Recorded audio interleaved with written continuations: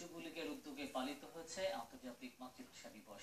এতে বক্তারা ভাষা আন্দোলন ও বাংলাদেশের স্বাধীনতা আন্দোলনের যুগসূত্রের ইতিহাস তুলে ধরেন। বিস্তারিত জানাচ্ছেন আকরামুল হোসেন।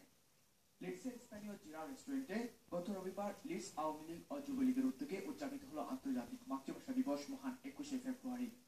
লিডস আওয়ামী লীগের সভাপতি দিলাওয়ার রহমান মুজিবের সভাপতিত্বে ও লিডস যুবলীগের সভাপতি শাহ সুহেল আহমেদের উপস্থিতিতে অনুষ্ঠানটি যৌথভাবে পরিচালনা করে লিডস আওয়ামী লীগের সাংগঠনিক সম্পাদক বজলুর রশিদ ভূঁইয়া ও যুবলীগের সাধারণ সম্পাদক গুলাম সাদিক রিকেন। অনুষ্ঠানের শুরুতেই ভাষা আন্দোলনে যারা প্রাণ দিয়েছেন তাদের কথা স্মরণ করা হয়। প্রাক্তন সভাপতি, সহসভাপতি, সাধারণ সম্পাদক সহ সুদূর বার্লি থেকে আগত আওয়ামী লীগের নেতাকর্মীরা ছাড়াও এতে উপস্থিত ছিলেন স্থানীয় বিভিন্ন অঙ্গ সংগঠনের ব্যক্তিবর্গরা। এতে বক্তারা ভাষা আন্দোলনের তাৎপর্য তুলে ধরে মহান বিজয় অর্জনে 1952 সালের যুগসূত্র বর্ণনা করেন।